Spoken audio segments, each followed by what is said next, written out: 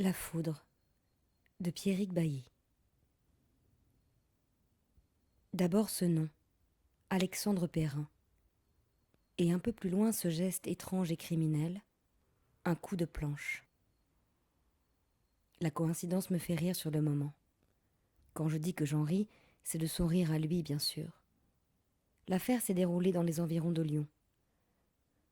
L'article prétend que le coupable s'est rendu après 24 heures à se cacher dans la nature. Non, vraiment je n'y crois pas une seconde. Je n'ai aucun doute sur le fait qu'il s'agisse d'un homonyme. Alexandre Perrin, c'est tout de même très commun. Et puis ce genre d'histoire ne lui ressemble pas du tout. Avant d'aller me coucher, je dépose le journal en haut de la pile et je n'y pense plus jusqu'à la visite d'Héloïse le week-end suivant. Elle arrive au chalet en début d'après-midi. Les brebis chôment à l'ombre des épicéas. Les deux patous, Iceberg et Jazzy, se relèvent pour venir la renifler, elle, et surtout la caisse de la chatte. Héloïse libère Gentiane devant les deux chiens de protection qui se mettent à ronchonner, mais ils ne la confondent ni avec un renard, ni avec un lynx. Ils la connaissent. Ils savent qu'elle ne veut aucun mal aux brebis et retournent se mêler au troupeau. Héloïse s'assied dans l'herbe à mes côtés et m'apprend qu'à cause du nombre de demandes de mutation, on va devoir attendre au moins la rentrée prochaine pour la réunion. Elle risque de débuter comme TZR, titulaire de zone de remplacement, et ça ne la dérange pas.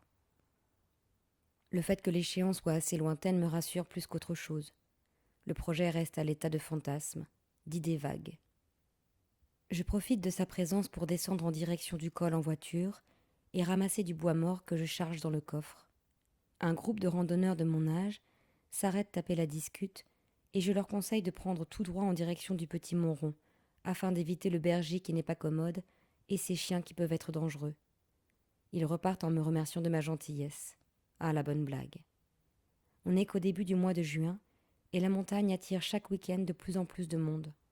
Ça commence à me stresser. Les soirées sont fraîches. Il fait moins de 10 degrés dehors, guère plus à l'intérieur. Une fois les deux chiens de travail attachés et les brebis rassemblées dans leur parc de nuit, on se pose dans la grande pièce devant le poêle Baudin.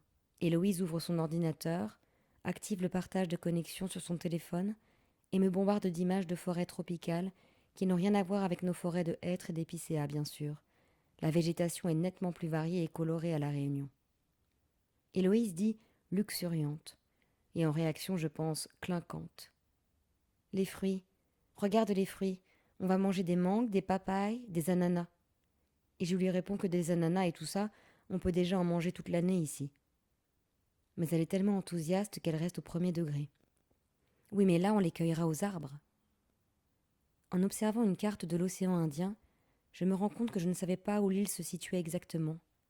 Je la voyais plus au nord, dans la continuité de Madagascar, et je l'imaginais plus grande, alors qu'elle est minuscule en vérité. 4 fois plus petite que la Corse, 2 fois plus petite que le département du Jura. On reste encore 1 heure à lire des articles sur des sites d'information et des blogs à propos de Français de métropole partis tenter l'expérience de la vie insulaire. Pas forcément à La Réunion d'ailleurs. Puis on déconnecte et referme l'ordi, et on rejoint la chambre à l'étage. On se faufile sous mes 3 gros édredons en plumes, et on commence à s'embrasser et à se caresser. Et je n'arrive pas à m'abandonner. Je ne suis pas dedans. L'esprit embrouillé, la cervelle en tourniquet de cartes postales numériques, ça virevolte sous les paupières. Nouveaux onglets, nouvelles fenêtres, impossible de calmer le flux. Je suis agitée, je me sens limite énervée. Je m'excuse auprès d'Héloïse qui ne m'en veut pas. Je ne peux pas m'endormir et cela m'arrive rarement. Ici, même les nuits d'orage, je pionce comme une masse. En plus de ça, les souris et les loirs grattent dans la charpente et la chatte est intenable.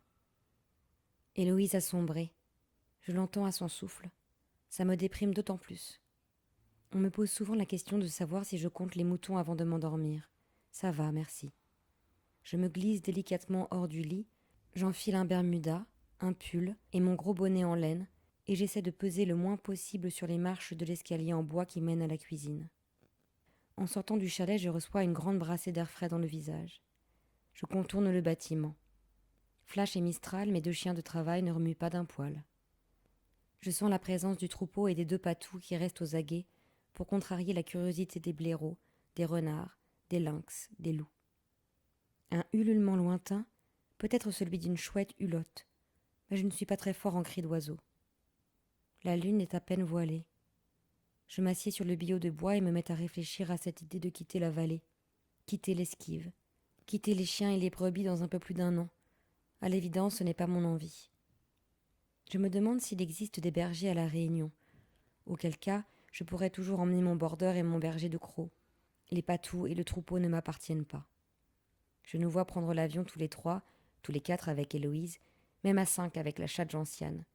Et je nous imagine chacun sur un siège, une unique rangée pour toute la famille. Les animaux suivant les instructions de l'hôtesse en cas de dépressurisation ou d'amérissage. Cette image enfantine m'aide à me détendre. J'expulse un puissant bâillement, je frissonne, je me frotte les avant-bras, et en revenant au chien dans l'avion, je finis par laisser échapper un petit rire. Un rire nerveux, mais néanmoins un rire bouche ouverte, un rire sonore, le rire d'Alexandre.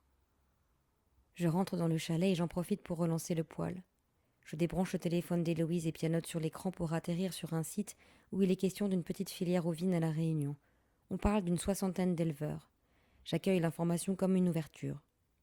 Je me dis qu'après tout, ça peut être une belle expérience. J'ai envie d'aller réveiller Héloïse pour lui faire part de mon changement d'état d'esprit. Sauf qu'elle n'est pas au courant de mes réserves initiales. Ça n'aurait aucun sens de l'en aviser. Je pousse mes recherches et ça ne donne pas grand-chose de plus. Et puis, sans trop de conviction, on peut dire mécaniquement, comme on jette un coup d'œil à la météo une dernière fois avant d'éteindre, je clique de nouveau sur l'onglet Safari et je tape son nom, Alexandre Perrin. Là, je me prends la claque de ma vie. Extrait de La Foudre de Pierrick Bailly, lu par Pauline Ziadé.